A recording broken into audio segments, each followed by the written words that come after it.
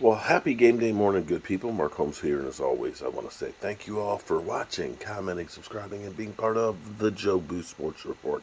Without you guys, as well as you ladies, you know that this literally does not work. And in case you're watching this right now and you didn't turn your top clocks back, you're thinking it's 8:15 in the morning, but it's actually only 7:15. So you can go back to bed for an extra hour if you'd like. Or you can go out the day thinking that it's 8:15. And either way, it's on you. Just a public service announcement. Don't forget that your clock should be turned back. Although it's pretty much automatic these days because your cell phone automatically is going to reset. Your cable box is going to reset. Only if you got some old time clocks and stuff like that, you can have a problem. Like my parents. My dad's made all of those grandfather clocks throughout the house. So they got to go through manually and reset them. But anyway, I digress. The Cowboys, sad to our chagrin, are on a bye week, a much needed bye week. So let's not be mad about them not playing. We will be live streaming, of course, today, like we always do. Although it is kind of raining today. It's probably raining because the Cowboys aren't playing. So I'm not sure if I'm going to set up the outdoor studio today or just go ahead and do it inside. Do it live inside. But that might be the case. We might just do it live inside. But we have a little bit of an update that's first thing this morning, according to Ian Rappaport. Okay, so take this with a grain of salt, throw it over your shoulder, okay? Make sure if you're behind them that you duck, because of course they're not always right. But according to Ian Rappaport, coming out this morning about 7:03, the Cowboys have Odell Beckham Jr. in their sights. After attempting to acquire a speedy wide receiver before the trade deadline, Dallas turns its focus to a top free agent available. So, apparently, everybody is, of course, watching Odell Beckham Jr. to see how he's going to get healthy. Cowboys were active in the trade deadline, making calls in hopes of landing a speedy wide receiver in the end. No deal was made since they stood pat. Well, they weren't the only ones that stood pat. You know, this. I love how they're going through, and some of them are trying to kill him. Yo, they should have signed Brandon Cooks. Signing somebody at all costs does not necessarily mean it's a good thing. And that's one of those ones, a second and a fourth and 18 million guaranteed. Sorry, it was stupid. And what was stupid was they should have kept Amari Cooper. Imagine this team with Amari Cooper and Dak Prescott.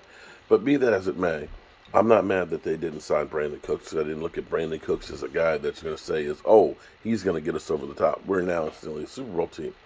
And if you're giving up that much, you have to look at that and say, that's what you're getting from the guy. So, Odell, who tore his ACL and has had problems with that ACL, is still recovering from the ACL. And we're in that same boat right now with Michael Gallup, who is back on the field 3 games in, still recovering from the ACL. The good thing is he has the bye week to really rehab, rest it, and hopefully get a little bit stronger in the meantime. So we'll see how that goes. There's no timetable or nobody has said exactly when for sure he's going to be back on. They're talking about early December, so another 3 or 4 weeks. Forgive me. I'm still just waking up. While the original hope for Odell was to sign in mid-November, sources say the plan for Beckham is to be fully healthy and signed by early December. Several teams have been open about the potential, from the Bills, the Giants, the Rams. The Packers and Chiefs may also have interest, and now you can add, of course, the Cowboys to the mix. According to Von Miller, the Buffalo Bills kind of have the inside track of that. So now we're looking at an Odell Beckham Jr. sweepstakes. We're talking about early December. Talking about the last 4 games and playoffs. I'm not sure how good that's going to be, having to come in and learn the system. I'm not sure how good that's going to be for Odell, honestly. And you almost wonder if, yes, Odell wants to get a shot at a ring this year. But if it's better for Odell Beckham Jr. to go ahead and say, if I can only play the last 4 games, that maybe you ought to look at saying packing it in for the season and really letting that leg rehab and then really look at doing some damage next year. Because if you get out there and you hurt that ACL again, you may be talking about jeopardizing your career. But that's just my own personal opinion. I'm not a doctor. I don't play one here on YouTube. I just give you my own personal opinions. But you can see how Michael Gallup does not have the speed and the breakaway ability already 3 games in. But I can also see, even an 80% Odell Beckham could be beneficial. We'll wait and see what happens here. We're going to be getting ready for today's festivities. We'll be watching the Washington Commanders. All of a sudden, with a little extra juice, with Jeff Bezos and Jay-Z expected to make a $6 billion bid for the Washington Commanders in January. And that, what?